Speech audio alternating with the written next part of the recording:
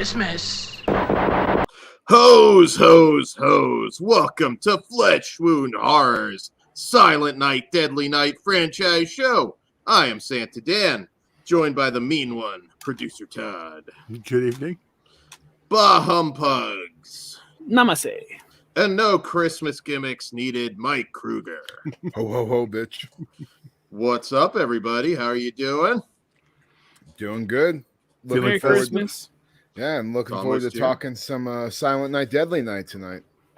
Absolutely.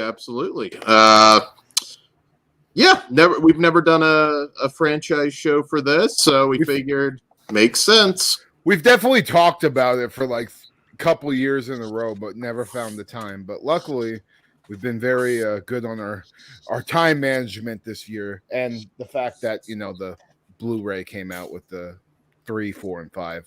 So Finally, seemed like a perfect time to do this. Yes. So I'm excited. This is an odd franchise. People tend to be all over the place in terms of what they like, don't like, and I know a little bit, but I don't know where you guys land on some of this. Todd, I'll just put it out right now. I don't hate any of them. And for me, a lot like 4 and 5 I had never seen. So I'm excited to get to those. This was a first time watch for those two. No shit. I know a lot of people enjoy those even more than 1 and 2. So You're fucking nuts. I was gonna say, like, I get it. No, it's fine, but like over 1 or 2. Well, we'll and talk or about- 2, whatever it is. Yeah, the 1 or 2 things. The one. I think there's going to be some fighting tonight. Oh, okay. possibly. We'll see. I'm just saying, if somebody has 3 as their favorite, they're gonna get socked in the fucking mouth. I know someone. I don't know if it's Pugs or he's. It's the Howard. We'll see how this goes. So, this is obviously a Christmas tradition for many people in the horror community. Very bizarre franchise. Like I said, as we'll go along through the different movies, we'll rank them. We're going to talk a little bit about the behind the scenes. We've got, at least a little bit of merchandise, which I'll have to grab because I forgot, but and some cool different stuff. So, yeah. Todd, where do we want to kick it off with at? Well, we're just going to start general with the first couple films, and then we'll move on. So let's start with the first one. Yeah, so 1984's Silent Night, Deadly Night, which one of the most controversial horror films of all time. A lot of people will put that label out there, and sometimes it's not really true or it's exaggerated, but this is definitely up there in terms of the uproar. But before we get into had that, a future star complain about this fucking movie. it did, which we'll get into that. But it all started when producer Scott Schneid got a script from a guy called Paul Kamey, who was a college student. And it was He Sees You When You're Sleeping, which was about a killer Santa. He hated the script, but he liked the killer Santa concept. So he optioned this and then had writer Michael Hickey develop a new story, which led to what we got. This got produced for TriStar because they wanted their own horror franchise.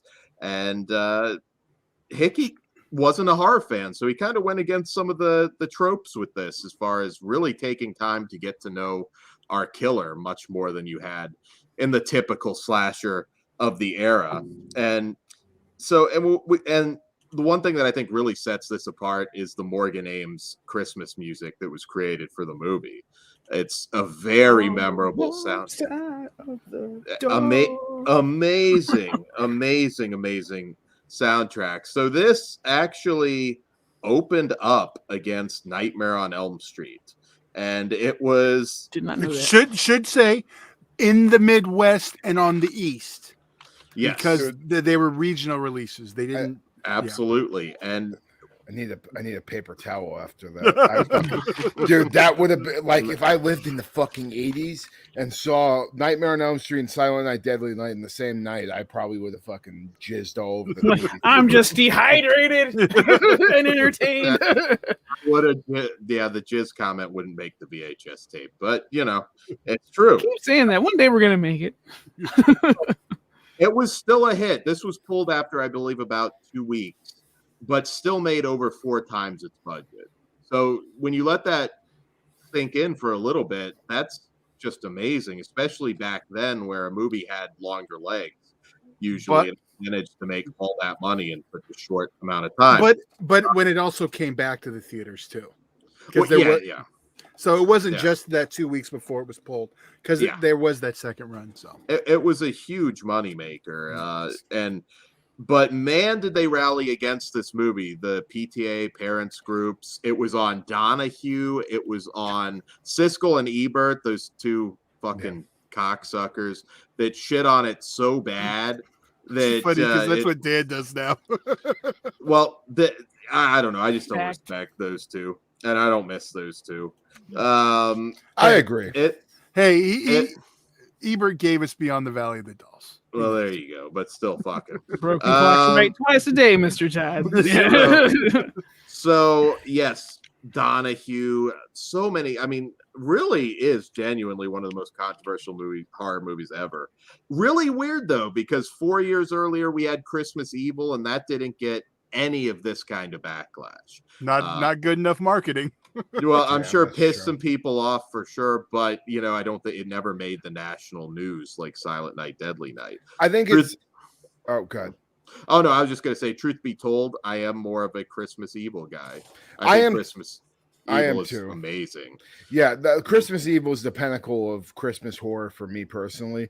But with Silent Night, Deadly Night, it's funny that you're talking about like all the controversy and stuff. And I even see similar stuff happening today with Christmas, Bloody Christmas. If you go and look at any of the Cinemark or whatever theaters are showing Christmas, Bloody Christmas right now in the theaters, you look at the comment section and you just see all these old ass Karens flipping the fuck out about the fact that there's a fucking Killer Santa movie out there. And it's just like, you dumb broad. Like, this shit's been going on for fucking like 40 years now. Like, get the fuck out of here.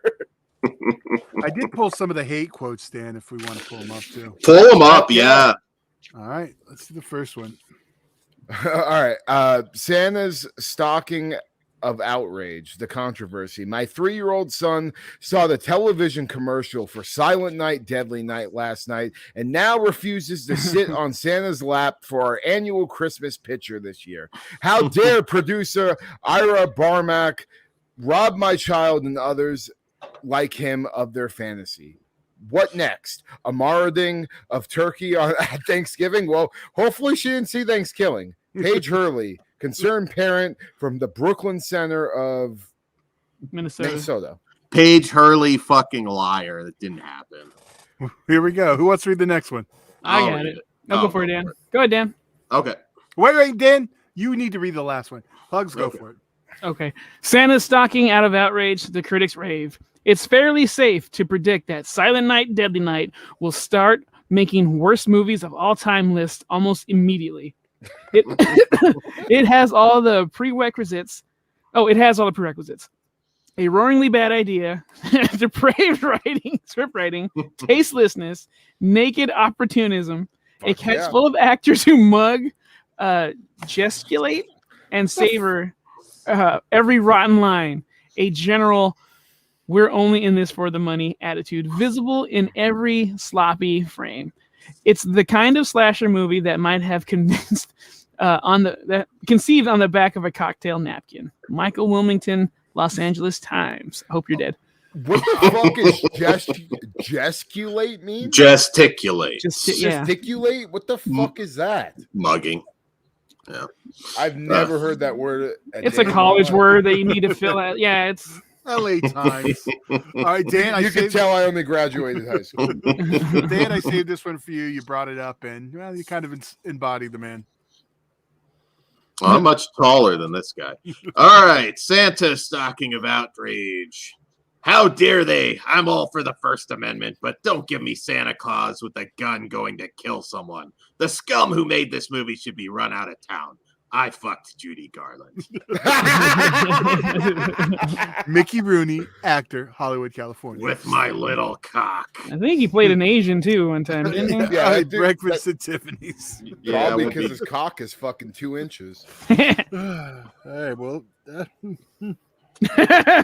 all right. Okay. So, back to Silent Night, Deadly Night, Dan. so Silent Night, Deadly Night. By the way, that last comment, Dan, right? Star of the 5th fucking installment, you asshole. Yes. Which is so ironic, and we will get to that. But so ironically, director Charles E. Sellier Jr. was kind of known for directing religious films at this time. He did disown this movie before he died. Apparently, just hates it. Good riddance, then, you motherfucker.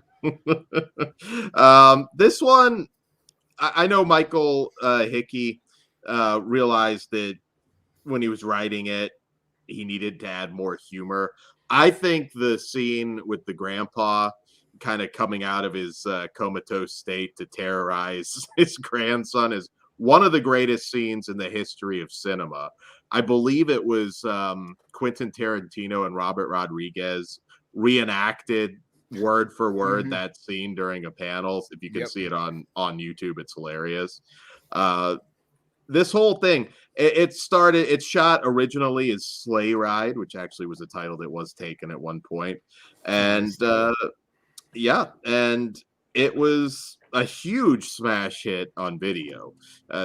And things get really weird as we get into the sequels, but I love the original film. I think it's insanely entertaining. I think that Robert Brian Wilson as Billy, I thought really good. Some people criticize him, and I don't know. I thought he played, grown up, traumatized, grown up quite well. I think he was awesome. He actually did appear in a Hallmark movie with Eric Freeman that was directed by David Dakota, with a callback to. Well, they didn't star, but they both had a scene together that had a callback to these movies, which I think is hilarious. And yeah, I'm highly entertained by this. If you look at a lot of the Christmas horror that came after, Jack Frost kind of borrowed from it with their sledding scene, some of the kills. Now, the downside is the uncut version. We're not the best quality for some of that footage, but nonetheless, it's improved a lot since that first DVD, though. It has. Yeah, they've like done a it better grainy. job. I don't know. It just feels like I shouldn't be watching this. Or just like even like there's a fan cut somewhere out there of 1 and 2 together, and I had never seen any of the uncut kills or anything like that, and it looks really, really nice. Yeah, and I think just Mother Superior, Sister Mary. There's a lot of Sister Margaret. Sorry. There's a lot of very memorable characters in this film, and I think it always holds up. Like I said, I don't think it's the definitive Christmas horror movie. Black Christmas, the original, and Christmas Evil, I still put way, way, way above it. But for a Christmas horror B movie, I've always really enjoyed this a lot, and I think it almost rises above the B movie title. I think so. Some of us prefer this movie, Dan. Yeah, the funny thing is, Dan, they're all 3 of those are like B movies on pretty much the same level. Sure, but I think Black Christmas goes well above a B movie. It's a low budget movie. It's still a B movie though, but it still is by definition. Not in his head canon. It's not an A picture. Well, it is an A picture, Todd. I'm going to call it an A picture. It's not an A picture. Well, I'm going to call it. This is like Dad calling everyone superstars and fucking. So fuck you, Todd. Well, everybody, yes. Well, let me fucking stop this bullshit right here. Tag. So I was one of the very few people that, like everybody knows, watching this podcast, slasher movies are my fucking shit. That's my favorite genre of horror. But I actually had never seen Silent Night, Deadly Night until probably about 5 years ago. And just watching it for the first time, it totally blew my fucking mind. Granted, I've seen, I watched Black Christmas and a few other Christmas horror movies like Jack Frost and stuff, but I never really got into like the pure killer Santa slasher movies. And discovering this for the first time, it blew my fucking mind. I love Billy. I love the sleaziness of the movie and how dirty it makes you feel and how sympathetic Billy's character really is, because I don't necessarily think he would have became the killer he was if he didn't have these fucking nuns fucking with him the whole fucking time and just making his trauma worse and worse and worse and worse. And it's one of the, like, at the time when I first watched it, it was one of the few movies that I saw that tackled that subject matter. And it really hit home with me, just growing up in a religious family and stuff like that. The more you fucking beat in that religious bullshit into somebody's head, the more they're going to end up rebelling eventually. And the way the story plays out, the kills, everything about this fucking movie I love. And it's one of my favorite slasher movies of all time. I do agree with Dan. It's not on Black Christmas or Christmas Evil level for me, but it's right there, right next to them as one of my favorite Christmas horror movies of all time. And one of my favorite slasher movies, period, of all time. This definitely is in like my top 10 or top 15. And it was weird because I grew up, with all the big four in my life, and I just never got around to this thing. But I'm glad I did now. And with all the sequels and everything, like, I had no clue this movie even existed for a very, very long time. Were you aware of the remake though? Yeah, actually I had seen the remake before the original. All right, we'll come back to that for sure. Yeah. Well, and just like I think I picked the remake up on a fucking like Hollywood Video or some shit like that. 10-year anniversary this year for the Silent Has it been 10 years already? God Yeah. damn. It feels like a movie from a decade ago too, but we'll talk about that later. It does have that feel for sure. For me, I don't remember when I first saw this movie, but I do remember the first time I bought this fucking movie. I was at Amoeba and I lost my shit because it was 1 and 2, $9.99 I saw. I was like, oh, fucking $9.99, great. Hell yeah. I go to the cash register, I pay, not paying attention. I go get my stuff. I see the receipt. Why is this shit over $100? It was $99.99. God damn. So I was pretty fucking upset. However, it was like that version's out of print, and like it was worth up to around, I don't know, $300 or $400 until the first Blu-ray came out. And I was like, whatever. I don't care. I get to support this movie. I actually hold it above the movies you mentioned, Black Christmas and Christmas Evil. I prefer this. I will press play on this way before I press either one of those, and I do love those movies too. But this one for me is the shit. Go ahead. I was just going to say, I get that too, because like, even though I love Black Christmas and Christmas Evil, Silent Night, Deadly Night's the one Christmas horror movie I need to watch every single year after I first saw it. Like, there hasn't been a year in the last 5 that I haven't rewatched 1 and 2, Yeah, I guarantee you that will continue. Because I watch this every year. Every fucking year since I've spent $100 on the first fucking DVD.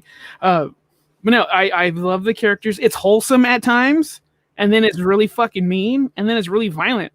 I remember the first time I saw the antler kill going, whoa, that is not how I remember this. This is great. And again, with the adding the grain and stuff, it just looks like I shouldn't be watching this. So did you like the line from Linnea, if you don't go to bed, Santa won't come, and then the boyfriend, he's not the only one. That's right. Fucking A. But no, I from start to finish, I think this movie rocks. We have a fucking Santa burglar who was a fucking dickhead and murdered somebody for like fucking $3, and then he almost fucking Todd's this lady, which I wish he would have before or after the slicing of the throat. I still consider it my first. That your first? Okay, that's awesome. I still do. Yeah, dude. It's just we watch this little kid grow up, fighting all this mental trauma. And then the system fails him, and then he goes off on a fucking rampage. It's fucking awesome. It's awesome. I love it. Yeah, that exactly right there. The system totally fails this kid, and that's why he becomes a killer. I think that's why it really has resonated with me as one of my favorite slasher movies, because anytime you can feel something a little bit for the killer, even though, you know, he's killing people, you feel bad for him. And they nail it home with this movie. They take a lot of time too. Again, like you spend a lot of time with the killer understanding him. You grow up with him, you know. Yeah. You know, I don't know. Maybe this turned me against. Well, I was going to say, maybe this turned me atheist. I don't know that. All right.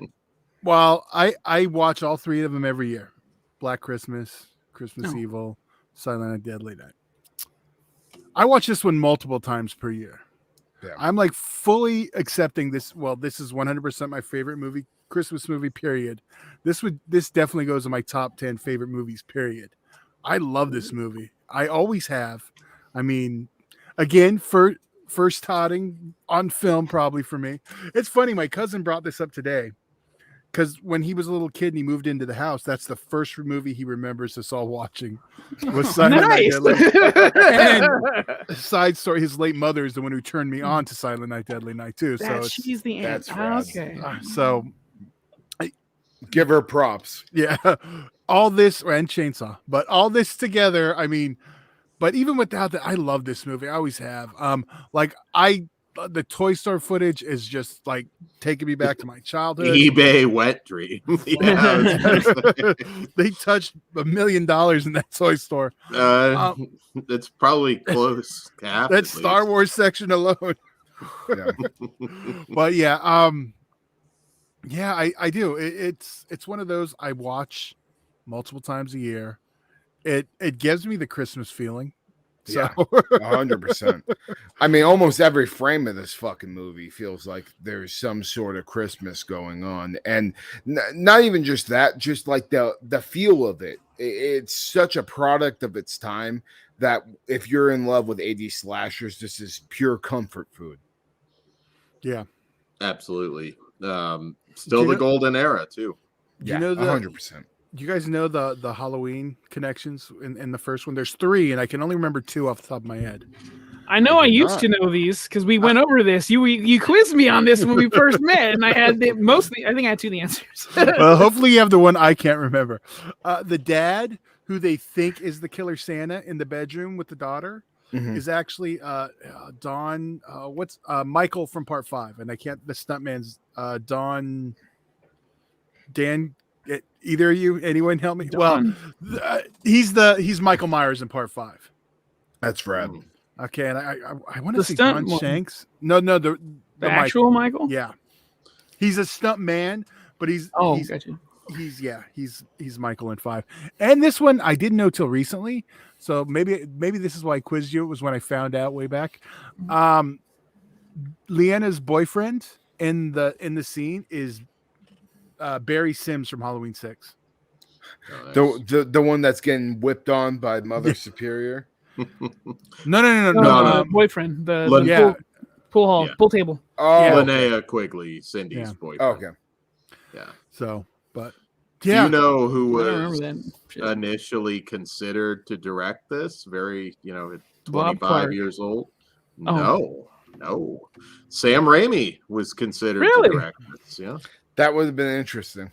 Yeah, he was I'm young. glad he didn't, actually. I don't see that style fitting. Yeah, it would have been different. Yeah, it definitely would have had a different POV Santa shots all over the film. Yet I could see him directing some of the sequels. Yep. Yeah. Yeah. So yeah, this movie just, like I said, I can't say it's one of my favorite movies of all time, but I will say one of the best scenes of all time with the grandpa and the kid. The kid just sold it like just that trauma like on the face, like just was like and the way the grandpa goes, Christmas is the most goddamn scary night of the year. Like he sells it so well, and just seeing like the way the actor that plays the grandpa, the way his face looks, and how the emotion comes in and just goes straight to lifelessness once everybody else walks in the room. Like Toy Story. It's so good. Santa's coming to punish you. Yeah. And then the little kid the whole time, he's got like way too much lipstick on. Well, and one thing I want to say is like this movie makes sense if you looked at like it feels realistic. If all these things happen to a kid, I wouldn't be surprised if they turned out to be a killer Santa, later on in life, which is what I I'm really, doing really after like the about show. he's just gonna go to the strip club Neighbor- and reenact his Punish! Punish! You could probably get into the club for free today, Dan. You like the DJ said to come in.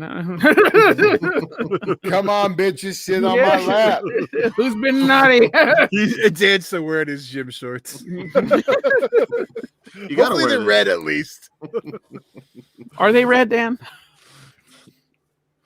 They are. He's got to check. He's like, I'm pink. When did I say I was wearing shorts? Oh Jesus. Okay. Okay. So before do we want to move on to the sequel? Absolutely. Yeah, I'm Before I sure have to we'll think go more back. about Dan's cock out in the Santa I'm suit. trying. It's You cold gotta- over there. It's It's a hot suit. You got to get the air in from below. You know how it goes. Oh, okay. Silent Night, Deadly Night 2. Yes. So, all right. Well, you know what? I'm not going to go first on this one. I will say in Silent Night, Deadly Night 2, of course, we pick up directly where we left off with the other one with his brother Ricky, which they teased from the end of the first film. Naughty. And I'm gonna be perfectly honest. I don't like this movie.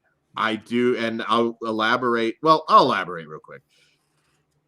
A movie that has 40 plus minutes of recycled Pause. footage. It's only Is- it's only like 30. It might even be under 30.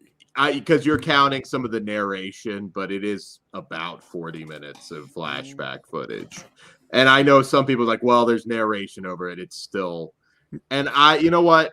Even half hour is way too much. I I agree. have to judge the film as a whole. I don't. Now, I will say this: props to Eric Freeman as Ricky, because this movie would have nothing if it weren't for his crazy unhinged performance. That probably completely an accident. He wasn't an experienced actor, but hey, it's like one of the #1 YouTube clips, Garbage Day, and call it bad acting. That's probably true, but that does make this movie. Having said that, anytime I sit down to watch this, I have to fast forward like 40 minutes of it, because why am I just going to rewatch all this footage? because you had a blast the last time. Yeah, so It's dumb. So for me personally, I like this movie a lot. Not only because I feel like it hits all the high notes of Silent Night, Deadly Night and gives me all of that. And for a while there, I would watch this movie every year over Silent Night, Deadly Night, just because it gave me everything I wanted, gave me all the kills and all the cool shit.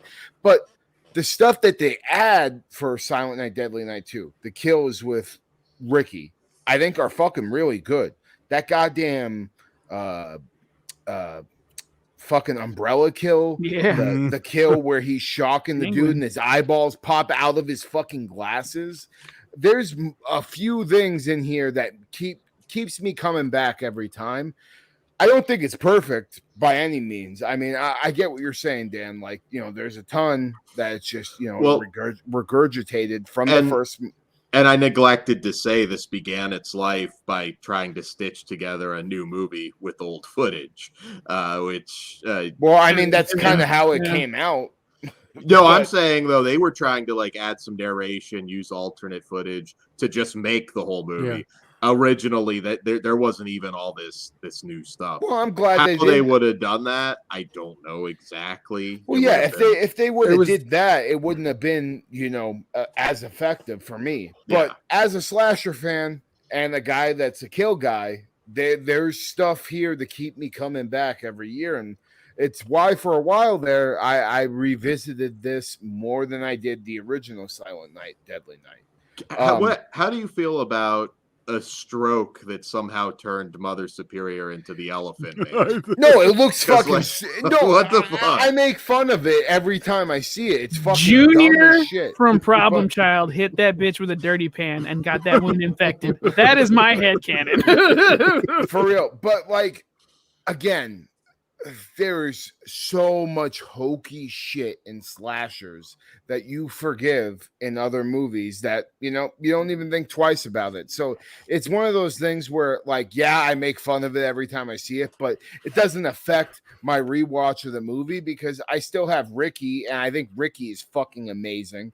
I mean, garbage day, like that is fucking one of the best lines in horror cinema. I'm sorry, that shit is hilarious. It has been memed and fucking gift to death, and it's worth it. It's And, unintentional gold. I'll agree. Eric Freeman is unintentional gold. but not even just that. The kills themselves, that umbrella kill, one of my favorite kills in the whole franchise, and we'll get to that later on. But I think the stuff that Silent Night, Deadly Night 2 adds is worth watching, is what will keep me coming back. Granted, yeah, I still prefer the first film, but at the same time, there's a reason why I always have to go back and watch them both together. Even though I'm being recapped for fucking 30 or 20 minutes, whatever the fuck it is, of the first movie. And you know what? I love that first movie too, so I ain't complaining too much. So That's rough right. back-to-back watch, though. That's the one problem. That's Like, I don't think so. I like this. Like, I marathon shows, so I like this long version of the previously on, but now we're up to date. That's fucking cool with me. I think it's great. All the added narrations makes an excuse for it to be there. And then all the stuff with Ricky, that shit rules. So I don't really give a fuck. This movie rocks. I have a blast every time, and I don't fast forward shit. all right. okay. Oh yeah, did I not go? Yeah, no, Yeah, you didn't okay. say shit. The tone is set the moment we're starting, and we're getting a POV flashback of a baby.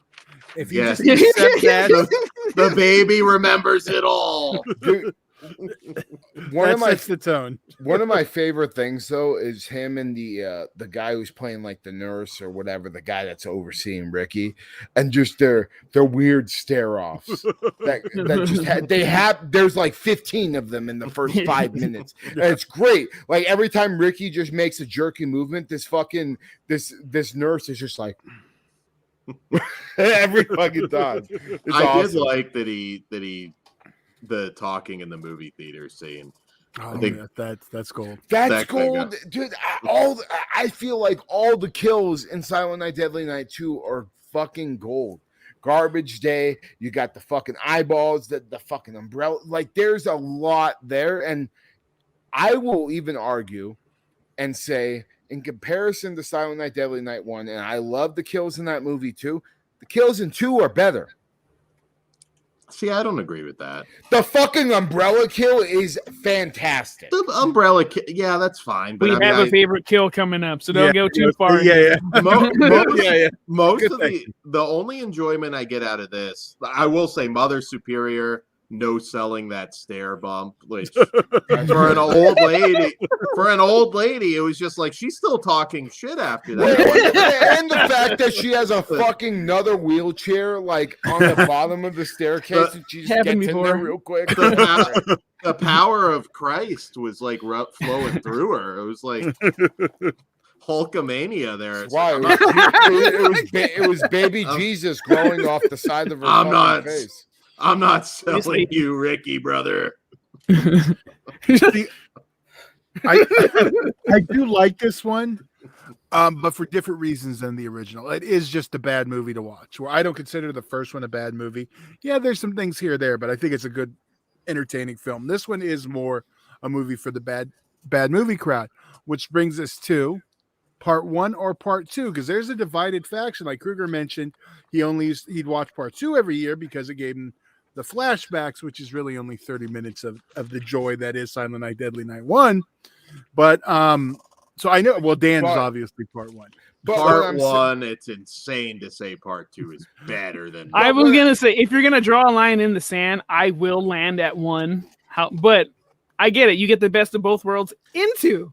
Yeah, Well, that's what I'm saying. I'm a one guy, Right. 100%. But especially now that again, this movie hasn't been in my life as much as it has for you guys. right. But part two, I do think hits all the high points of one while having this ridiculous cheesiness to add on to it. So, like, I'll take one over two, 100%. But two, there'll be some years that come ahead of me that I fucking just throw on two, and I'll be happy because I think it really hits all the good parts of one and just gives me this ridiculous fucking cheesy ass slasher for the rest of the movie.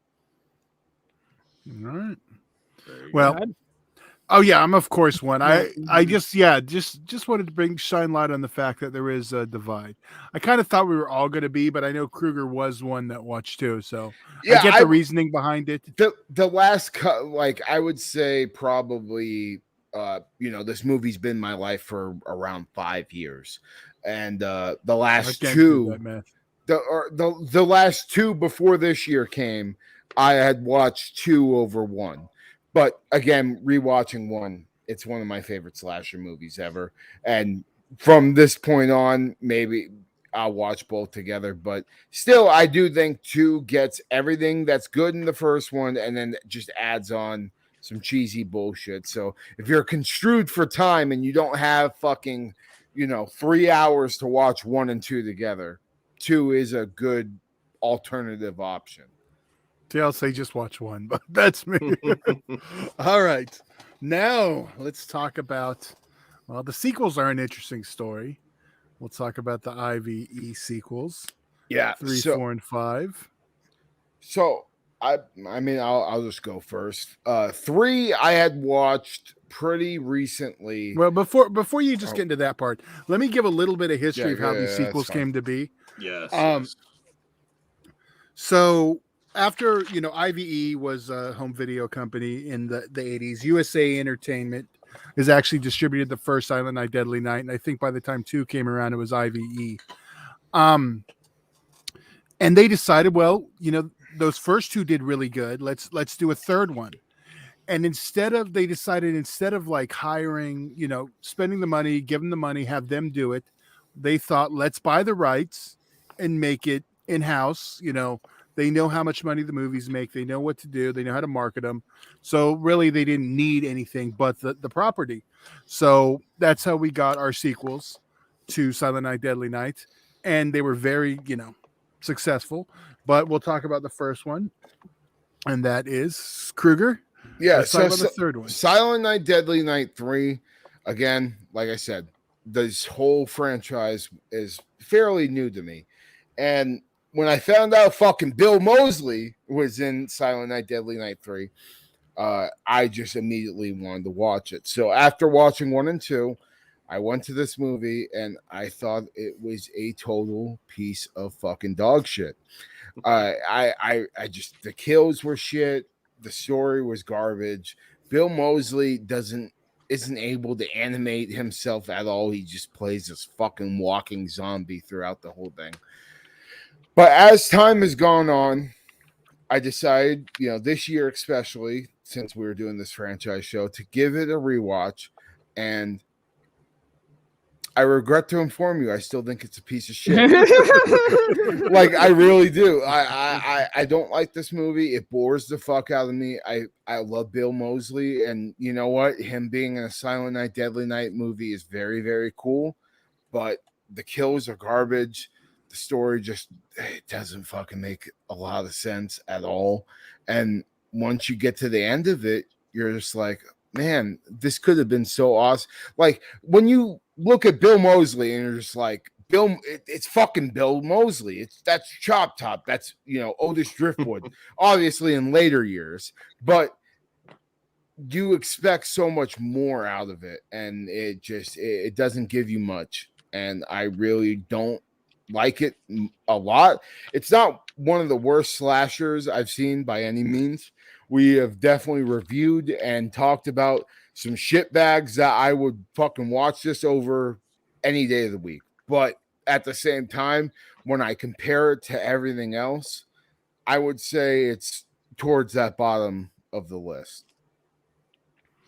What? Yeah, well, first off, I want to just say directed by the great Monty Hellman, who started out with Roger Corman on Beast from the Haunted Cave, working on The Terror for Corman. He's directed a film called Iguana that I'm a big fan of, but most of all known for Two-Lane Blacktop.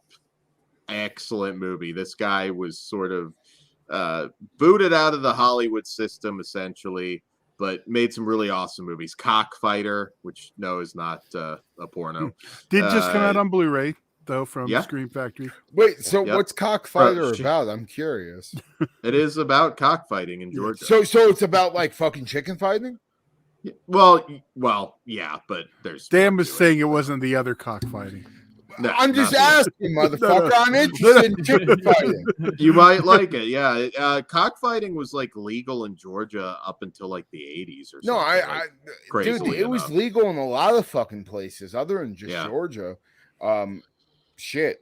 I'm kind of interested in that. Well, I say this because even if you don't like Silent Night, Deadly Night 3, it is worth checking out some of this director's other work. I mean, legit fantastic director.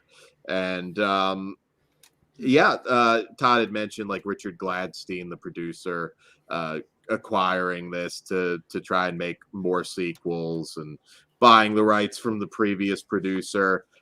This movie, I've never liked it. I mean, there are some things to enjoy. I think Laura Herring, of course, an early appearance from Laura Herring, who's very, very beautiful. It's I guess the best thing I can say about it is it's not as bad watching it this time as it was in my memory, but it's not very good. If you're looking for kills, if that's what you want out of these movies, this is the worst one. That's the last one for sure. But there's still some like random what the fuck laughs to be had. You've got Bill Moseley in this salad bowl walking on the freeway and nobody questions anything. The way his brain is just fucking showing in there too. Like, I mean, there's I think that's funny. I want a toy. There's a hokiness to this movie, and like, I will watch this over a lot of other slashers out there, but it doesn't compare to everything else in our catalog. It's better made than two. Well, give it that. They say a lot of it has to do with it's a Monty Hellman film and not really a slasher. And that turns a lot of people off.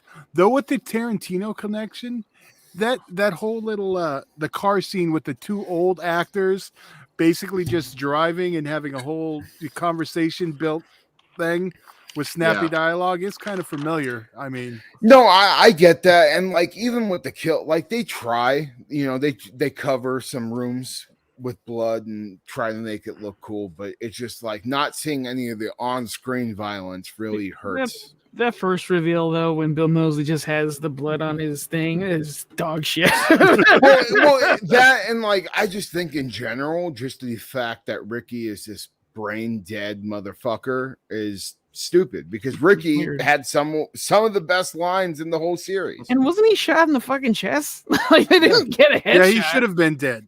Like I would have liked it better if they would have blew the back of his head off, and that's why his brain's in this fucking fishbowl. Or why couldn't we get another flashback from one of the other kids at the orphanage? See, that would have been cool too. Like having another kid be traumatized by the axe, that would have been a better approach, I think. I didn't give my full opinion on 3. I also think it's not very good, and I really just want a Bill Moseley figure with liquid in the head. It's a crime we don't have that. It's the one thing about Vestron putting it out. I wish Scream did it just for the figure tie-in. I hope in the future when when Bill Moseley is just scraping the bottom of the barrel, he's fucking they remake this and just make a good slash. He's scraping it. I would pay so much money for a photo op with Bill Mosley. with the fucking Yeah, we don't want fucking Otis. You know what we want?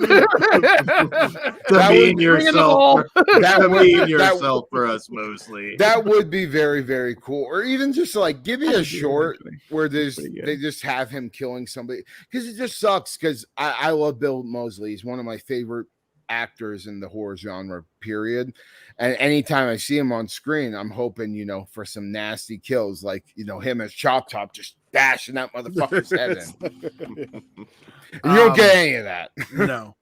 But yeah, I do like this one. I'm like one of the few who do. It's weird. It is. It's just. Now, you said your opinion changed on it recently. You know what? I liked it. Okay. When I first saw it, I really liked it. When I was a kid, then there was that long era I did not like it again, and then I don't know I fell out of love with it, and now I'm not in love with it, but I really did like it. So it's kind of like I'm back to where I started. You seeing it on that Blu-ray probably helped. That's probably made it. I've actually owned the digital for a while, and it looks the same. So ironic. Yeah, but you get a hold in your hand tied. You really you realize you're older. Look at Like Bill, that. God damn it! Look how awesome this cover art is. beautiful. It is so, beautiful. Cover. So ironic that Richard Gladstein produced Pulp Fiction not too long after this. And that's what I'm saying. The snappy dialogue scene. No, it I makes mean, sense. Yeah, it doesn't work quite as well, but Robert Culp also, who appeared in another classic Christmas horror movie, Santa's Sleigh. So, well, this one's not a classic, but yeah, he did better, I should say. But I'll allow it. I will say, now that I have the Blu-ray, I don't think I'm never gonna not watch all 5 of them. You know what I mean? I watch all. You say that now. You say We'll five. see. All 6. All 6. Sorry. See, I will watch all 5 every year. That's about as far as it goes. I watched. Yeah. This All is not like a every good, year. Yeah, this is not a good movie, but I don't hate it like I used to. It's not very good, but it has its moments. I won't be watching it every year though. We have 100% seen worse slashers in This year. fucking Slashmas and Slashtober. So I get what you mean. I don't completely hate it, but I do think it's probably one of the weakest of the franchise. Well, now we got a couple first time watches. I know for Kruger, so I'm really interested in this. Where the fuck? So I would imagine that Kruger would be the one to like this one a lot. So I'm a huge fan of Society, and this Silent Night Deadly Night 4 feels like a sequel to Society. And a big point of that is probably because Brian Yuzna used a lot of his ideas from his previous script for a Society sequel in this movie. And I fucking love this thing. I had never seen it before other than watching it for this show. And I just had a great time. It felt like a awesome continuation of this weirdo society that's super sexual, that's trying to get people into it, and it with the slugs and everything else, it almost at times feels Cronenberg-esque, I will even say, just with some of the body horror, and Clint Howard literally giving one of the best performances I think of his career. I prefer this actually, dude. I prefer this actually over Ice Cream Man, which is a movie I absolutely love. But to see Clint Howard and to get showcased in that weirdo, almost pervert homeless guy angle, and all the effects and everything, like this was a treat for me. And as a huge Brian Yuzna fan that had never seen this movie before, this is a must watch every fucking year for me from this point on. And I know a lot of people, and I think you guys have even said this, behind the scenes, that this doesn't have a lot of Christmas feel to it. But on, my first time watch, I feel like there was plenty of Christmas lights. You got the whole Christmas gimmick going on with the family and them, exchanging gifts and stuff. And Yeah, I fucking love it. I think it's one of the best sequels that we got in the franchise. And once we get to the ranking, uh, I think it will show. But yeah, I fucking love it. And as a huge fan of Society, if you love this fucking movie, I think this is a must watch for you because it feels like a continuation of that story. Yep. I agree. This one's really fucking good. I always forget how much I like the fourth installment just because, when you do rewatch them in order, after 3, I'm like, fuck, what did I get myself into? But then I'm like, oh yeah, this one's the weird one. This is going to be entertaining and gross. And it is. It's wild, but fucking Clint Howard, man, come on! Like it opens up with a fucking cheese. Oh, no fucking cheese! Like, dude, like, okay, this movie can suck from now on. I'm having a blast. Oh, Dude, then they have that scene where he's wearing the Pinocchio domino mask. The and it's like, dildo mask. Yeah. dude, that's just fucking cool. I can see Clint Howard being in a cult like that. well, and just like even stuff like that, I've seen that, accentuated in other horror films later on. And I wonder if there was anything else before then that had that weird dildo mask, because it was shocking when I watched it. I was just like, fuck, I've seen Slipknot. this before. I Slipknot, but like there's maybe He's not there anymore. I feel like there's an unearthed film out there that had a similar gimmick going on where this guy, had this weird phallic looking nose on the mask why he was snuggling some chick, and this probably inspired that, which is very, very cool. Dan, Practical bugs too. Fuck yeah. It's funny. My mom has a roach thing. She came in, dude, right during that part. She's like, "Turn it off, turn it off." And I reminded her. I was like, "Remember last time? Bet you wish it was penises and vaginas." Dude, no, I watched this with my mom too, actually, and just because she actually really likes the Silent Night, Deadly Night movies, and she had never seen this like me, and we watched it for the first time before this franchise show, and she was totally grossed the fuck out and was just like, I don't like this shit. I'm like, dude, this is fucking 100% like just a continuation of Society, which she didn't care for much either. But as a Brian Yuzna guy, fuck, dude, this is awesome. And also, when I watch these Silent Night, Deadly Night sequels that involve Brian Yuzna, they feel very on par in tone with his dentist films that he worked on later. He has a on very well. distinct style. You can see that in the Feel, stuff. yeah. Well, and I like that they kind of go to him to just do this batshit craziness, when it comes to franchise. Like he did it with fucking Reanimator. He did it with fucking Return of the Living Dead 3. He has this batshit crazy vision when it comes to horror. But for me, it works just because I love all the stuff he had worked on prior. Dude, now that you mentioned Reanimator, we should do one of those for Reanimator. Yeah, we'll have to do that one in the future. Yeah. Todd, you didn't go, or Dan didn't? Yeah, no, I didn't. I was going to throw out something. I don't know if you guys know that the last third of the film, after her transformation, everything after that was supposed to be flipped. But it was too expensive to do the process to flip the film. So it was supposed to give it an uneasy feeling throughout the rest of the last half of the movie. Now, no, I did not know that. How's that hard to do? Well, back then, because you had to process the film and do it backwards, it wasn't like now you just push a button and flip it. Fair point. I bet. But if you watch it after that point, if you look at things in the background, numbers on houses, license plates, they're reversed. I did not pick up on that. So I've been watching this movie for years. I got to go back. Yeah. After that transformation, look, you'll see the doors, the numbers on the door, on the house, the license plate on the car. They printed them up backwards, so when it got flipped, it would look normal, but give you an uneasy feeling. It's supposed to throw you off, places you've been, but everything's backwards. So It kind of makes sense when you get to the end of the story, and you wonder if this is all going on in her head or what's really is happening. Yeah. Dan? But yeah, Dan. Yes. So 1990, Brian Usna comes along, just basically says fuck Christmas. I'm gonna just do my own thing.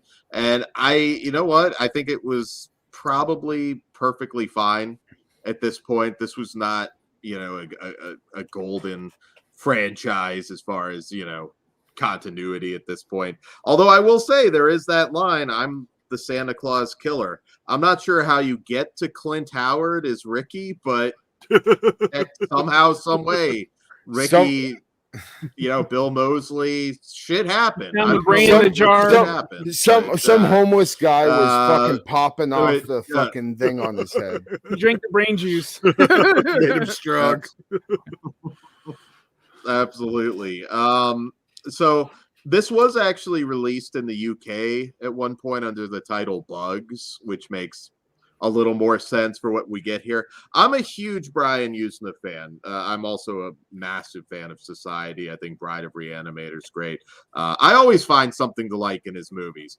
Now, this is not the pinnacle for him. This is by far, not his best film by any means, but I do enjoy it a lot. Clint Howard is one of those very distinct, there will never be another Clint Howard kind of character actors who, even a terrible movie, he brings it home. In Street Corner Justice, he's also in that as a hobo, and he's only in the opening scene where Mark Singer chases him and he feeds off of a hooker's nipple blood in a dumpster. There you go. He stole the whole movie. Couldn't tell you anything else about it except, what else did you know? Bryan Cranston plays a priest, but overall, Otherwise, he steals the show. And he steals the show here. I mean, he's just fantastic.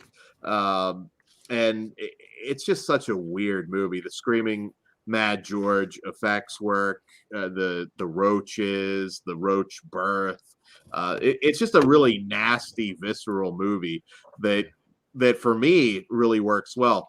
It's always been rumored that this was a script that was initially intended for the third film that Monty Hellman hated, and it ended up being adapted for this one, the fourth film.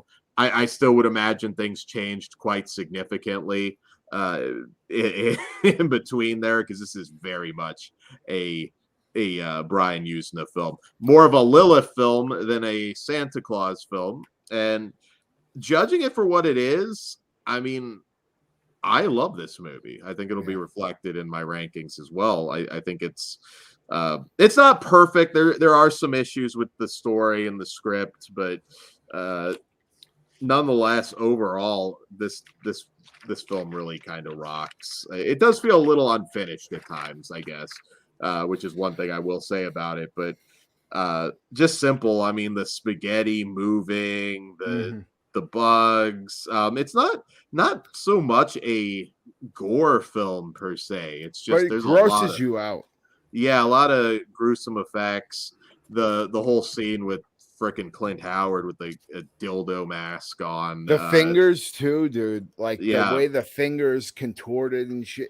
Like just to have that body horror in there. Like Brian Usna is amazing at that, and I think it's showcased in this movie very well. So this was supposed to be directly after the third movie. No, well, I don't know directly. The second movie. So. So Ricky, that sucks. That Ricky's life is terrible. He would have ended up homeless after going nuts. Poor bastard. But yeah, like the slime coming out of the girl's vag, and just like that scene fucking rocks. I want to make my shower head look like that. It is a good what the fuck kind of movie. Like I said, not Usna's best, but that's a very high bar. And yeah, I have more fun with this one than most movies in this. Well, and one thing I will say is I heard a lot of people just, kind of shit on it a little bit online when it comes to the Christmas feel. But to be honest with you, I got plenty of Christmas out of this movie. So Well, Yunza says, like, yeah, he said, get all that Christmas shit out of here. yeah, But but there's parts of the story that really like even the beginning, like when the chick falls off that fucking building, there's a fucking Christmas tree filled with lights right before she falls off. I get. And then you're going from a Killer Santa to that, so it's a little different. I get the complaints, but what I was going to say was the funny thing about Yunza, when he saw the box, he's like, yeah, we should have made that movie, which is basically how we got 5. Yeah. Where he's like, yeah, I probably should have made a Killer Santa movie. So that leads us right into 5. Yeah, absolutely. So yeah, check it out. This is one you don't even need to watch for me at Christmas. This one I could pop on anytime, and very much love it every time. The effects are just so. I mean, that George, everything he does is we awesome. get Maude Adams is in there. We got Reggie Bannister in a small role. They really put Neith Hunter through the ringer as Kim in this movie. She went through some shit. Getting slimed by and Elise Beasley from Moonlighting fame at the time, who was afraid of Clint Howard. I mean, let's be real. Let's be real, dude. He's kind of scary looking. He's weird. I would definitely roll up my window. I don't want to give you money, dude. Go away. It's one of those movies that kind of makes you wonder, like, if Maude Adams rented it afterwards and what the, I just showed my age with that window thing. No one knows what this does anymore. Like, yeah, I know. It's a weird thing. You're like, oh, yeah. But the body horror and the bug effects really impressed me a lot. Like when that imagery of Clint Howard holding that fucking nasty larva thing and it just fucking swirling around in his hand. Really, really good stuff. And I wasn't expecting much because when you look online, in comparison to the other sequels, like, you look on IMDb or you look on Letterboxd or whatever, the ratings are very low. But fuck, man, I thought this was a hell of a sequel and very big surprise to me.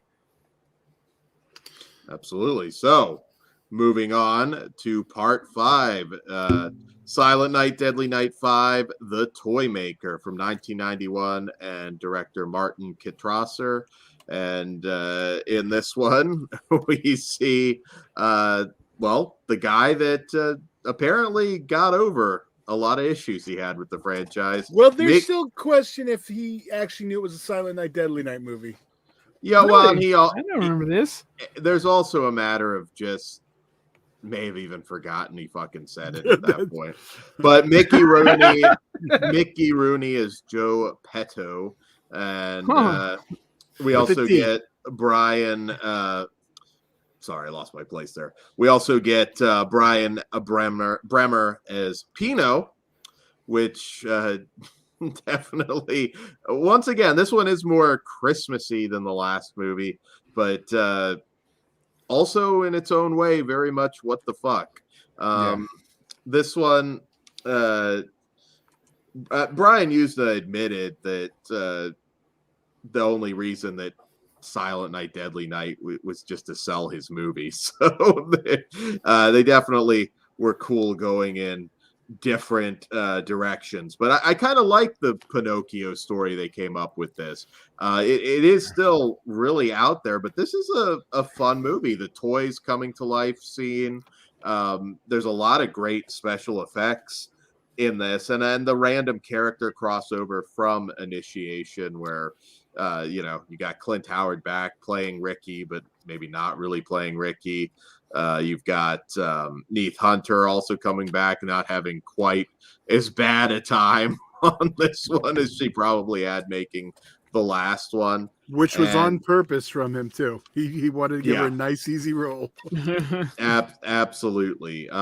There's not a super clear motivation for Joe Petto and why he was killing, but this movie, they stopped coming to the store, Dan. That's enough to drive a man crazy. It's enough. Well, but this one, yeah, there's still some issues, but it's a lot of fun. It really is a lot of fun. I mean, who would have thought Silent Night, Deadly Night when you're watching the first one that, eventually this is going to lead to a fucking android? Yeah. That would have been hard to predict. And I think the kills are also really awesome here. But the scene with Pino, I love you, mommy. And he's humping her. Yeah. Don't be afraid. It's like when he pulls and when the camera pans down, Hands down to his Like- crotch, just banging. he can create anything. It's like, well, almost anything. Yeah. It also still has that weirdness about it that I think makes it a really good time. It's not a perfect film. This is one that I do think there's a lot of people that maybe elevated a little bit higher than it deserves, but I still have a blast with it. I think it's a ton of fun. If you have that much fun with it, it's totally okay to go fucking full with it. Go for it, Kruger. Yeah. For me, just on this first time watch, I wasn't expecting much, considering I had going from a movie that feels like a Society fucking sequel to this is very, very different. But I do like the Pinocchio angle. I think that's very, very cool to see that implemented into a horror storyline. And the whole android thing, like it fits very well, and it makes more sense why Joe Begos was originally going to make his Silent Night, Deadly Night remake be Christmas, Bloody Christmas. I mean, when you think about the series as a whole, having a fucking android and then having an android being turned into a killer Santa, it almost makes me appreciate this movie a little bit more than I normally would. The killer toys are awesome. The whole scene where the sex scene gets interrupted by all the killer toys and just the mayhem that happens in that fucking thing, it brought me back to the good old days of Puppet Master. I was going to say it made Charlie Band hard. Yeah, like it really hit home with those good notes. The final act, I'm a little iffy on. Like, it feels a little over the top when it comes, full circle with the whole story. But at the same time, I still had a good time with this. It's not one of my favorites when it comes to the whole franchise, but again, like after watching fucking Silent Night, Deadly Night 4, that is essentially a Society remake, there's a high bar to hit after there. But I still enjoyed the fuck out of it. And again, it's another one that, like, after watching all the sequels and watching everything this time, I don't think there'll be a year that I just don't revisit everything, other than maybe 3. But we'll get to that later. All right, Dan, tell us about Silent Night. All right, so Silent Night is the 2012 remake from director Stephen C. Miller. And so we get Malcolm McDowell as Sheriff Cooper. Jamie King is Aubrey Bradamore. And so Aubrey's dealing with losing her boyfriend, I forget which, husband, and has to deal with a Santa Claus killer that comes in. First thing that's very different between this and the original film is we don't really get to know a whole lot about our killer. This one's more of a straight, just by the numbers slasher film, which is perfectly fine. And it's a little uneven at times as far as like the humor versus the more serious elements. Don't put an avocado on it, Dan. Yeah. Some of the Malcolm McDowell stuff, watching it again, I was like, man, some of this is not quite. Dude, he chews that shit up. It's so cool. He tries, but yeah, I don't know. It doesn't work as well as it used. I do like this film. Like I said, I think there's some great kills in here. There's some really good dialogue with some of the characters. I like that they at least have a callback to the creepy grandpa faking his dementia. That scene is so good.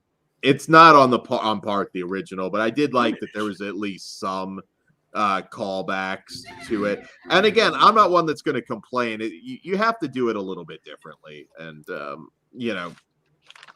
but it is very different from the way we handle the killer in the first film.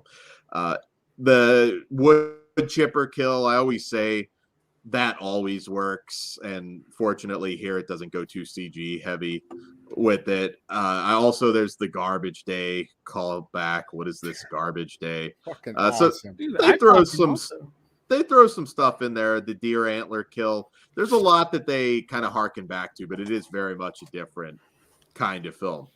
It's not great, but it is a very entertaining slasher film. I noticed a few more things about it that bog it down a little bit compared to when I saw it back in the day, but nonetheless, I'm still very much entertained by this movie.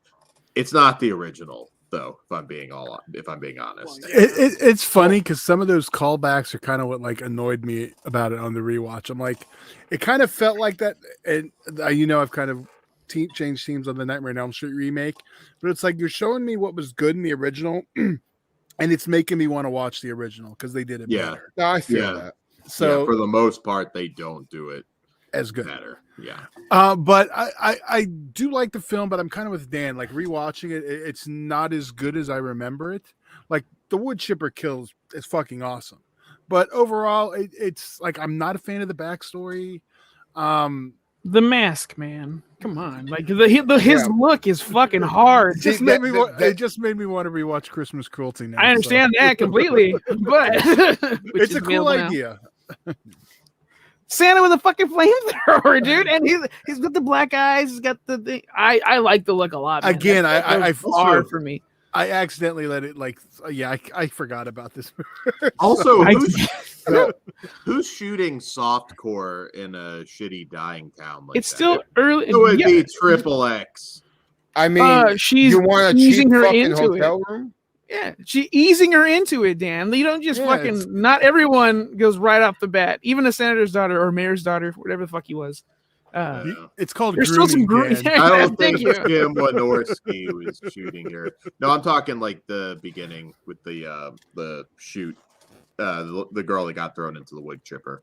Yeah, I don't know. I just thought that was little silly. Yeah, they were grooming her. Give her. Now, if you had a also Jim Wynorski cameo. They could have been filming the stuff for the hotels or like Cinemax and stuff, Dan. They're filmed the same day. Well, technically, most of the time they just shoot hardcore and cut it down. No, they do different scenes. I guarantee you, Todd. Okay. There are some that are just cut down, sure, though, too. But for the most part, just so there's no accidents. Why are we talking about this right now? Not derail. Go for it. Yeah, this was my first Silent Night, Deadly Night movie that I had watched. I watched it right when it came out, and I loved it from then. It reminds me of the slashers that we got in the early 2000s, especially when it comes to the color palettes and stuff that are implemented towards like the final act. We get a lot of those like greens that we got in like Texas Chainsaw Massacre, Freddy vs. Jason, all that stuff. And it really it's a nostalgic film, even though it came out later on than all those slashers in the early 2000s. It feels like it fits very well with them. And I love this movie. I think it's awesome. I actually really do like the way they take the take that they take on the Killer Santa. The fact that we have to wait to the end of the movie to really understand the whole story coming together, I thought was very cool, and it contrasts very well compared to the original film, where we kind of watched this descent into madness, and then in this movie we have this Killer Santa through the whole thing, but then towards the end we finally find out what his motivation was and why he's doing what he was doing. The kills, I think, are really good. There's some CGI blood splatter in there that is a little jarring at times, but there's enough practical effects to go along with that really balance it out well. And I have a very, very good time with this movie. It's one of the Silent Night, Deadly Night movies that I rewatch every single year. And yeah, I love it. I think it's a fucking damn good remake. And even watching it with other people this time, like, and watching the original Silent Night, Deadly Night before, they were like, damn, this is actually pretty good. Hitting all the high notes of the first movie, but kind of doing stuff differently, which I appreciate. And the other thing I really dig about this movie a lot is the amount of Christmas feel throughout this. We get a bunch of scenes Black with Xmas style, yeah. a ton of Santas, and it just it Funny works very fucking well. Santas. And not to mention the little twist they do in the story when it comes to the Santas, where you think, oh, maybe this Santa's the killer. Oh shit, maybe that guy's the killer. But then every time you feel like you think you got it figured out, fucking killer Santa comes in there and hacks somebody up, which really, really adds to the rewatches for me, because every time I always forget who the fuck the killer Santa is, and then by the end I'm like, oh shit, yeah, that's right. Yeah, for me, I think it's great enough to get the second two words. It could be called Silent Night, Deadly Night for me. Like, I think this movie's fucking fun. It's a great updated version of a story we fucking love. And I never thought about it before, but you're right. The originals do it better, but I'm just glad they brought it here and they made it look kind of glossy and fit in, like what Kruger said, with the early 2000 versions of the remakes. Which makes sense because I'm Yeah. not a big fan of like Texas Chainsaw. Yeah. That's what I'm saying though. Like with the color palettes at the Yeah. end, like it totally reminds me of those early 2000s remakes that we got of slasher movies. Like with the Plus green. the extra good-looking people. It reminds me more of like My Bloody Valentine era, a little bit later era for Fucking me. love that movie. Yeah, I love the My Bloody Valentine remake. This is That's not fucking on par fantastic. with the My I- Bloody. I wouldn't disagree. say it's on par. I think it's in but- good company. I would be, for me, I enjoy it just not, My Bloody Valentine is way better, but I enjoy it Yeah. almost the same amount. Because it's Michael missing McDowell. naked Tom Farmer. Well, always, the more the better. Todd Farmer, well, come on the show. We'll talk. You can clothed or not, I don't give a shit.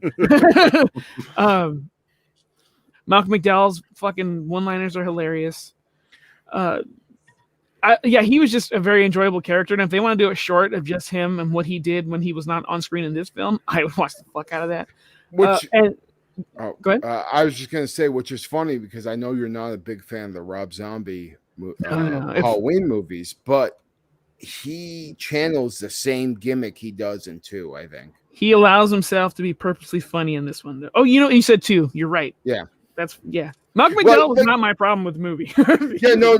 I'm just saying, like, when you because I just recently rewatched them back in October, and it felt like it was the same spirit that Malcolm McDowell was bringing to the second movie when he's kind of playing the heel. You know what I mean? Yeah. But the most important thing about this movie for me, that Santa Claus looks fucking hard. Like, I want figures. I want a life-size statue. He looked fucking cool. And I saw this movie before I saw Christmas Cruelty, so Christmas Cruelty does it better. To go to Dan's point again. So this movie's just good enough. I think it's great. Santa Dan figures coming. Order yours now at fleshmanfeatures.com. There you go. All right. So on that note, are we ready to rank? It's going to be a pencil sharpener. Right up his ass. Absolutely. We'll start with Dan. Go clockwise. So Dan, what All is right. your- Hold on. So Todd, you're going second? Okay, let's go Counterclock. There you go. Thank you. That's so.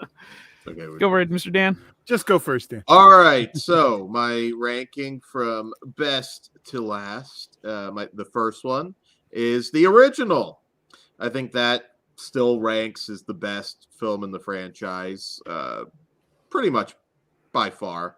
I love that film for reasons we talked about earlier. My second favorite is Silent Night, Deadly Night 4, The Initiation, which I do very much love that film. My third favorite is Silent Night, Deadly Night 5, The Toy Maker. I think that one's a blast, and I enjoy it quite a bit. Followed by Silent Night 2012, the remake. Followed by Silent Night, Deadly Night 3. And then last, Silent Night, Deadly Night 2, because it's not really a complete film. And The camp moments are great, but as a whole, it's the weakest of the whole bunch. But may have considered putting it over 3, but I just couldn't do it. All So right. there you go. Pugs. All right. Well, my number one is actually, like Todd, one of my favorite movies. Just in general, I fucking love it. Silent Night, Deadly Night, the first one, classic, undeniable. Fuck Dan. Number 2, there's another fuck you to Dan, because it's Silent Night, Deadly Night Part 2. That's fine. It's a good short film. We're doubling down on the first one, and and with the added bonus of the extra shit. Then my third ranking would be the remake, Silent Night. They did what number 2 did, just better. So, yeah, I like the remake. And then I will go Toy Maker. So number 5, then number 4, and number 3. Then number 3 is my last one. But I don't hate any of these. I will watch these anytime. 3 would just be the one I'd watch the least. All right. All right. So for me, the original, obviously, one of my favorite slasher movies of all time. Then I would go with Silent Night, Deadly Night 4. This first time watch really hit home with me. Again, as a huge Society fan, feels like an awesome follow-up to that movie. And yeah, I fucking love it. Then I would go with the Silent Night, the remake, just because it was the first one I watched, and I absolutely love it. I think the kills hit perfectly, and everything about that movie is what I love about those early 2000 slashers, even though it came out in 2012. It feels like it's a good companion piece to those remakes that we got in the early 2000s.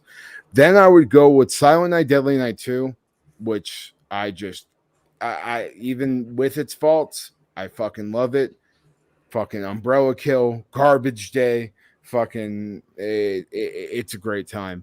Then I would go with Silent Night, Deadly Night 5. Even though I did really like that movie a lot, it ends up on the end of my list compared to everything else. And just the fact that Ricky and Garbage Day is like one of my favorite lines in horror history. I gotta put Silent Night, Deadly Night 2 over 5.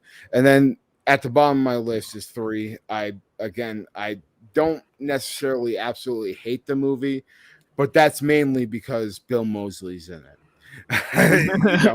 If you take Bill Moseley out of the equation, I probably would hate it. But even with him walking around like a brain dead dumbass, I do like that movie enough to not completely hate it. And like Pugs, I will watch all of these whenever. It's not one of those things where I'm going to avoid one of them. And I think for the future going forward, I'm going to watch all 6 of the movies every Christmas season. Fuck yeah. All right. We're all kind of different, I think. I'll probably be the most different. My favorite, again, already mentioned, one of my favorite movies, period, is, of course, the original.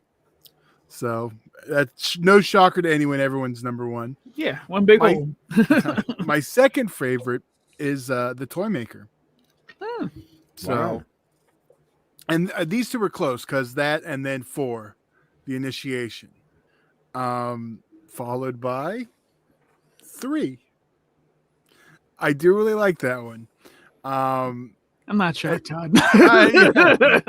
Followed by 2. Again, I love those. I watch it. I watch those every year, and then we have the remake last. I like it, but I don't feel like I won't feel like my Christmas is incomplete like I will if I don't watch those 5. So you take 3 over the remake? Yeah. Okay. I know. I told member you. berries, but that's cool. Well, it's Bill Moseley. I'm not going to fault you. I think because it is just different, weird. I think a lot of people's problem has to fall with Bill Moseley, and that's that he's criminally underused. Well, but I think my biggest issue is just the kills. Like, you compare the kills to, and me, I'm the kill guy, but when it comes to kills, I think that's the weakest out of the franchise. I'm not going to argue with that. I mean, I respect it. Bill Moseley is enough to get you through at least the faults of Silent Night, Deadly Night 3. Even though he doesn't say much and just acts like a brain dead zombie through the whole thing, but it's Bill Moseley. All right, so this will be interesting. Favorite kill. Let's go counterclockwise again. Dan? Well, I decided to actually go with a kill from Silent Night, Deadly Night 5, the toy maker, and that is when the toys come to life and attack the screwing couple. Because it's not just a one quick kill. It's brutal. You know, they take out the boyfriend, and there's just so much going on in that scene that I think it's the best as far as being extended, especially. So much blood too. Like that, I think that's the thing that they really get over in the sequels is there's just blood fucking all over the goddamn place in every kill sequence. Which the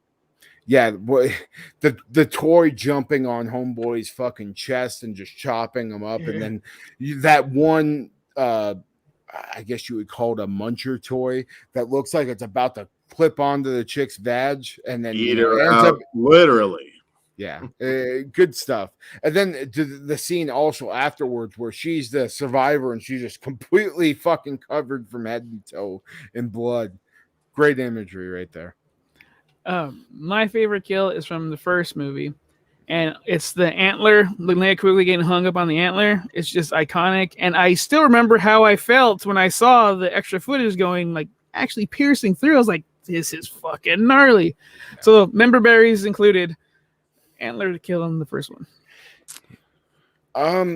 Yeah, I'm also the antlers kill. I think it's amazing, but I will give props to the remake version of that kill. I think they did a very, very good job with it. Even though the original is my favorite kill, the fact that the Killer Santa in the remake fucking like chucks his axe, like it just like fucking, you know, is spinning through the air and clips this chick in the back of the heel, like Pet Cemetery style.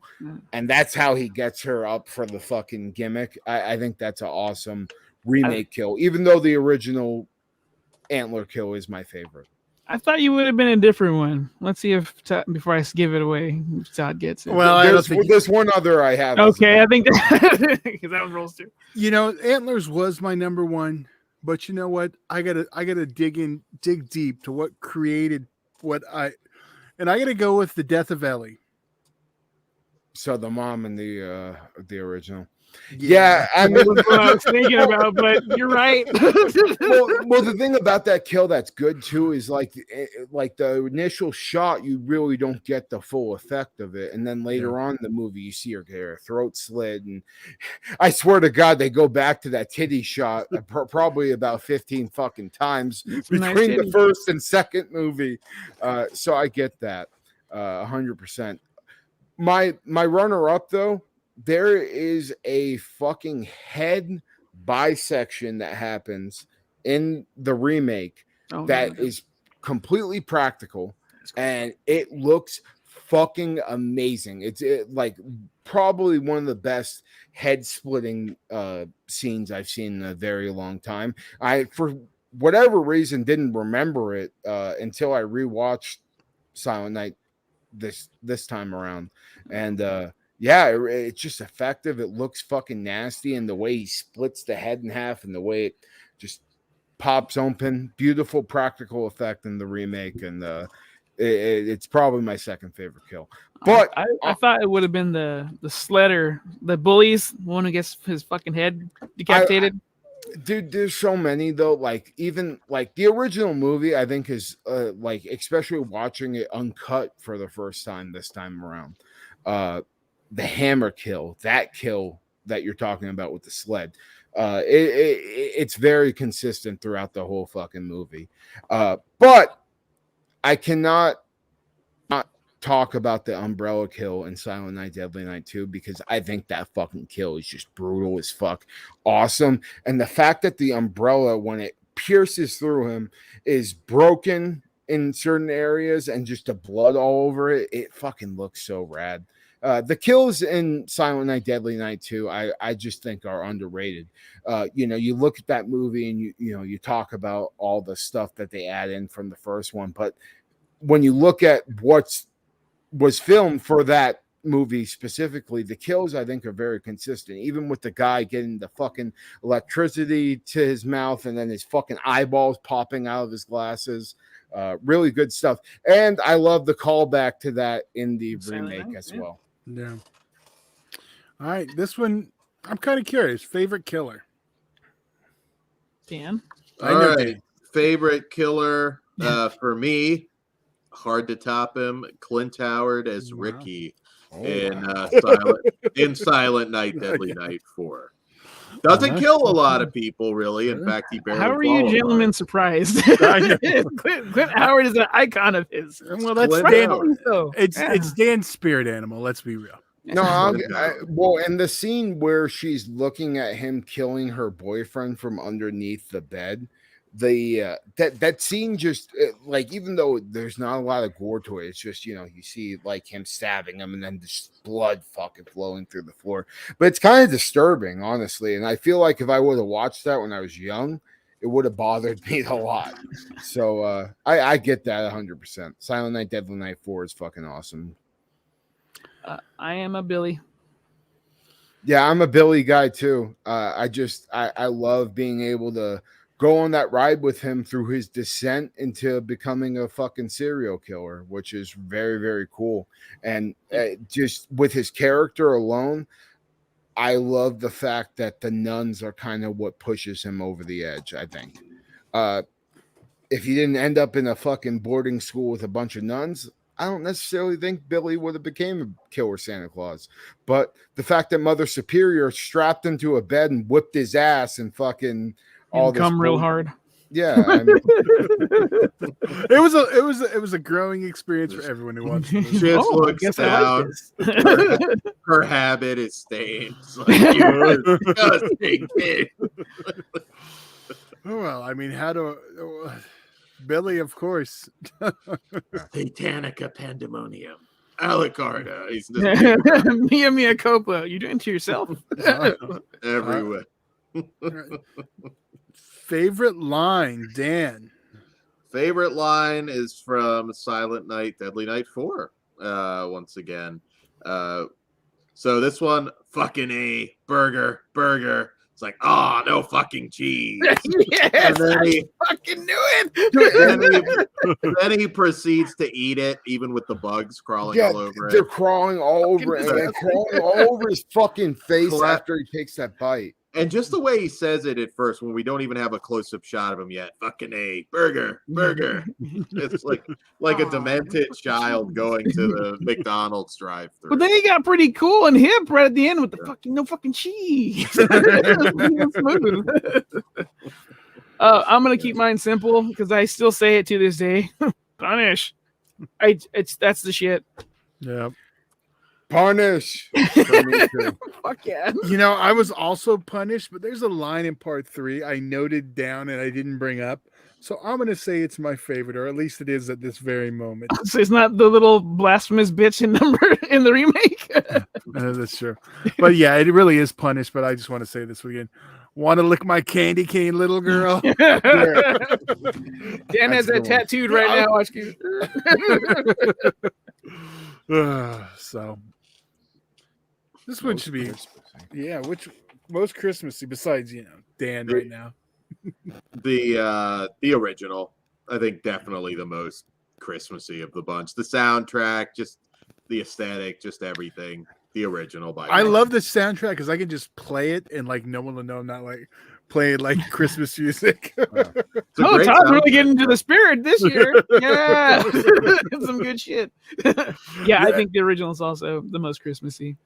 I agree. The original for me, especially with the toy store stuff going on, the Santa and the toy store, and then eventually we move on to the orphanage and we have a fucking snowman being built up right before Santa gets shot right in front of all these kids.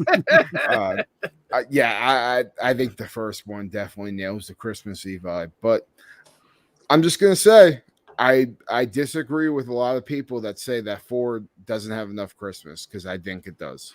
It's there, but it's not integral to the plot, I think, is what like the biggest thing about it is. Yeah, but there's multiple things in the like, you know, the whole fucking gift exchange scene, and then the way that comes back into play towards the end of the movie where they want to take the kid.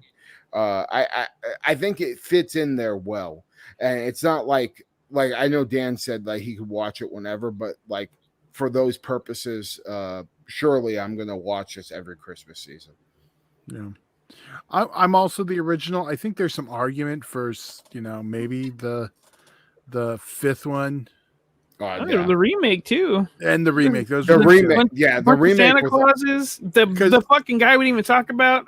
The character actor. He was one of the funniest Santa Clauses ever. The one with the hook nose that was. Yeah, I want him and Billy Bob Thornton to make the third one. They just have verse bad Santa. Is that? Yes.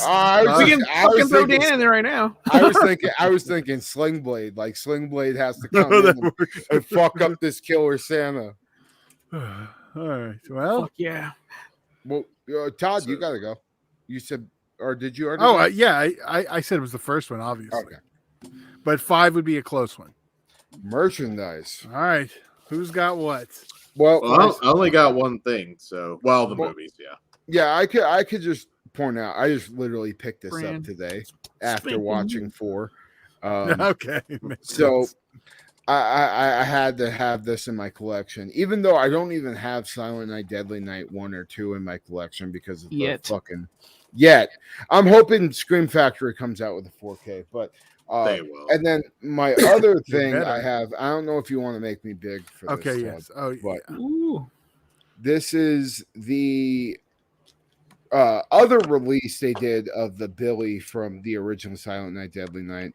If you can see, I already took him out of his gimmick, and I just kind of have him fucking floating in here. But he's got his hammer, he's got his axe, and after watching this movie for the first time, I went to my favorite toy store in Arizona, Toy Anxiety, saw this motherfucker and had to pick him up. And he's one of my most prized possessions in my collection because I just think this figure is awesome. And I prefer the packaging on this box compared to the Scream Factory little gimmick they gave you when you bought the Blu-ray and all that. We'll see that in a bit. Yeah, just because I like the art on this more.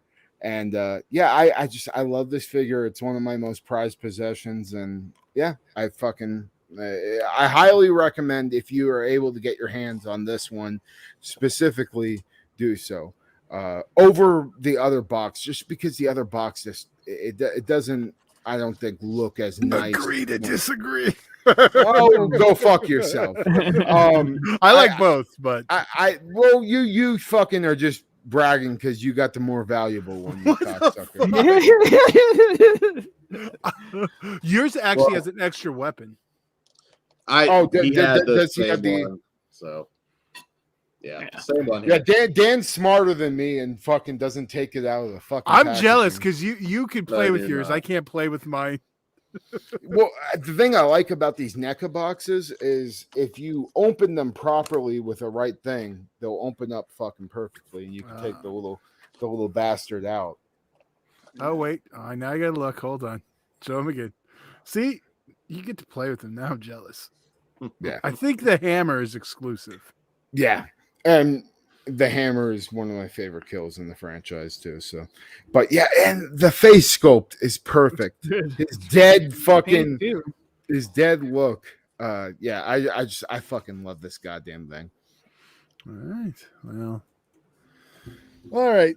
Let me get my stuff. Okay, so first thing, anyone want to guess? Because I grabbed my media too, because I have that. So it was. I had the movies, but I figured, What movie do you think I have on the most formats? One has to be one. I would think one. I wish I still had the posters to show off. I used to have all the posters, but Pugs. 5.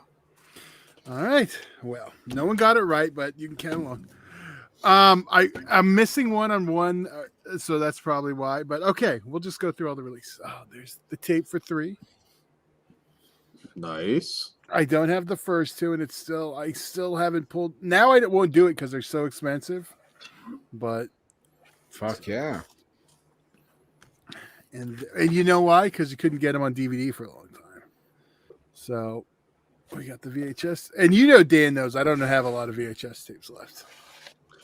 Yeah, you've been liquidating quite a bit. So then we got 5. So I have all the IVE sequels, or by this time we're live, but same thing. All right. So what else? All the weight on those. Oh yes. So then I have this. Sweet. Very Nice. sick. See, now I got to get the Mosley to sign it just to do it. See? So Dude, three, that picture of him is fucking money, though, at the end. It is. so 3 is the one you have the most of then. Shockingly, huh? No, Bill Mosley. But then, I just got to show the releases real quick. There's the second release. I couldn't find the first one, but I have it somewhere here. I don't know Was if it- it's that one or the other one, but it The was other the one has a with 2. slight. I They can't both have. remember. Okay. But it was. But- I thought it was $9.99, and I was had. Yeah, I believe you told me that before. Yeah. Both of those poster arts are great too. Yeah, I And- agree. And that's the one they did for the 3, 4, and 5. Yeah. And then of course, see the first Anchor Bay disc. Nice. And then of course we'll do the screams. Yeah, I'm jealous, motherfucker. You got that slipcover on there. That's been my biggest deterrent on why I haven't picked those up. Now I'm hoping Scream Well- Factory does 1 and 2 together. you Like could they are. always go that route Yeah, that's true. and get the UK one. I still have the slip on mine too. There we go. I see. I like the art, just the way it's the Yeah. full. But yeah, it's literally the exact same content as the other one, but I wanted both releases. And then you guys already showed that one. Yeah. And there's that one. Okay. I don't want to get yelled at again, but see, mine only has the axe. But I like these packages because they can just sit on top of the shelf. I don't have to hook them. No, I get that. I like But- being able to hang them on the wall though. That's But he doesn't have the fucking goddamn hammer, motherfucker. I know. I would have see. I would have if I got that one too. I'd get it to open. So I have a Toxic Avenger, same style in the box, but they also have it in the kind of box. See, this is the one I'm fucking jealous about because they didn't fucking put this out in the Nice. packaging like they did with Billy on this one. So The- yeah. I think they said this one was supposed to be exclusive. Yep. But yeah, I want to. I mean, I really could take them out and play with them, but I'm not going to. These boxes are easy to do, Mhm. but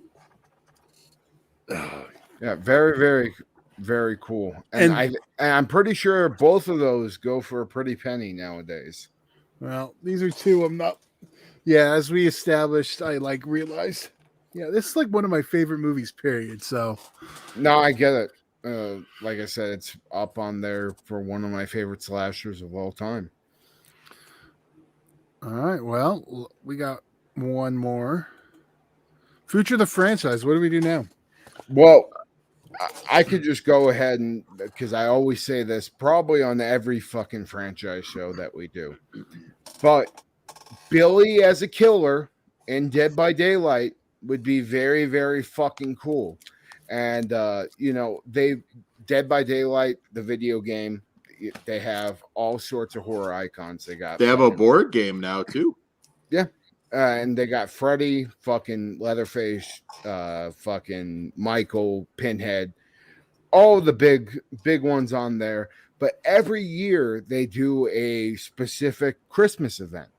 And one of the years we got the clown killer in a fucking Santa Claus outfit that looked really sick. He got maggots coming out of his fucking belly button and all types of shit. And I just think Billy would be an awesome addition to that video game. I don't necessarily think Silent Night, Deadly Night, because it's a Christmas, horror film. will have legs to have its own video game. But the next best thing we could do is get him as a killer in Dead by Daylight, and I think that would bring a pretty good audience to the if you're not in it for Freddy, you're not in it for fucking goddamn Michael Myers or Pinhead or Leatherface.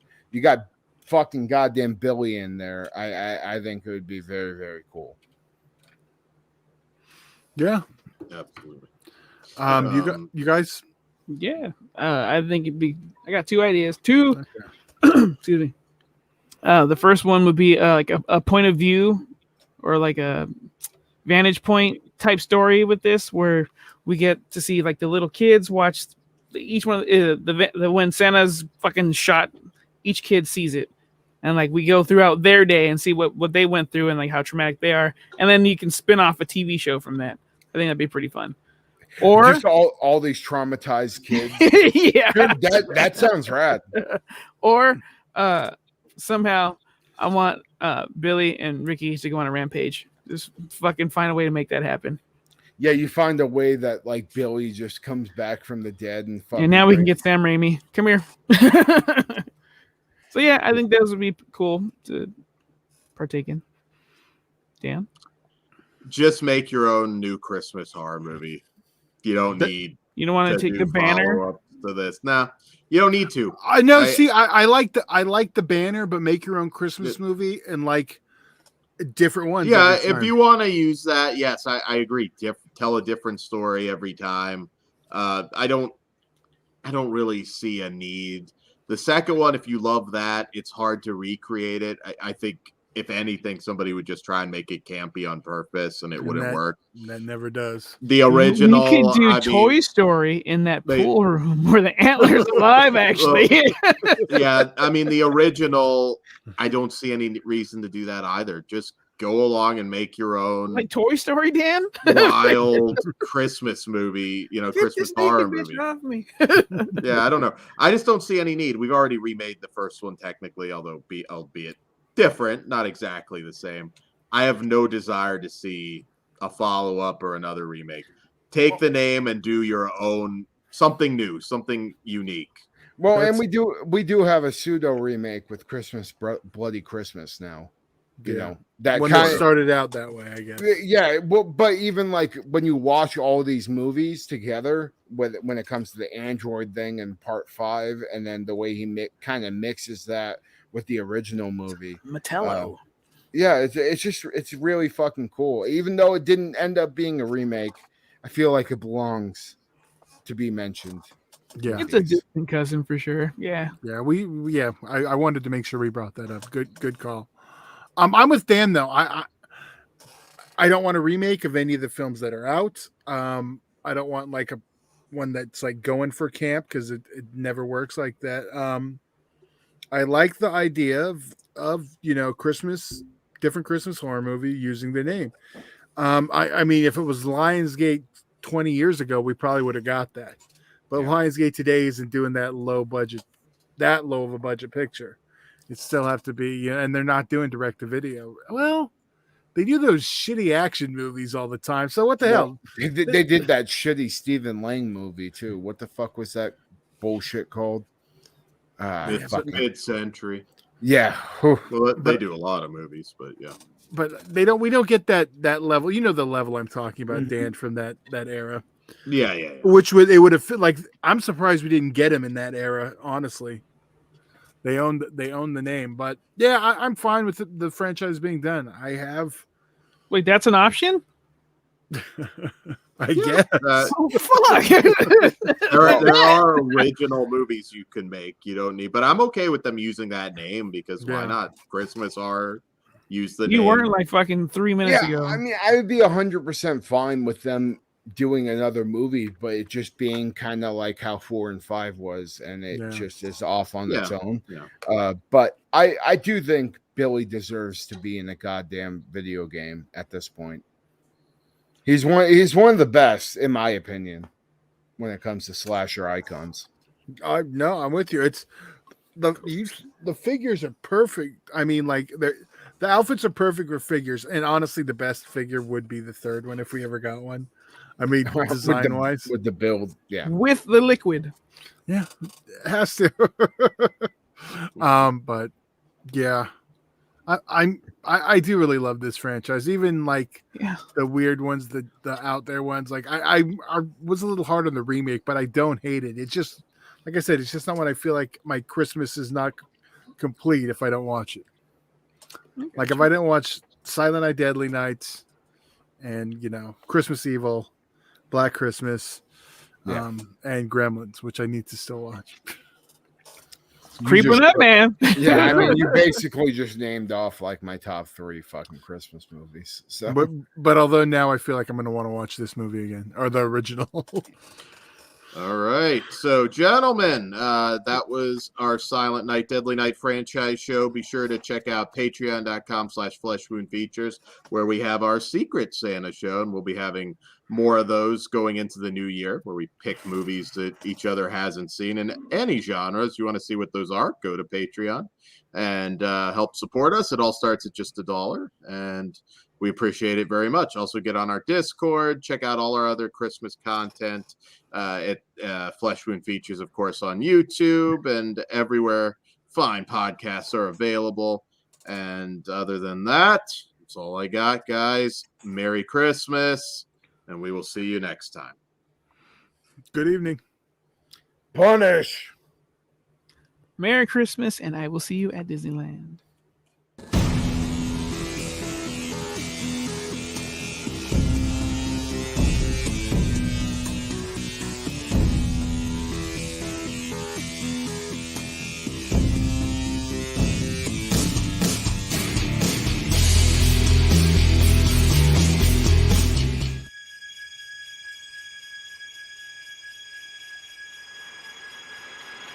And a happy new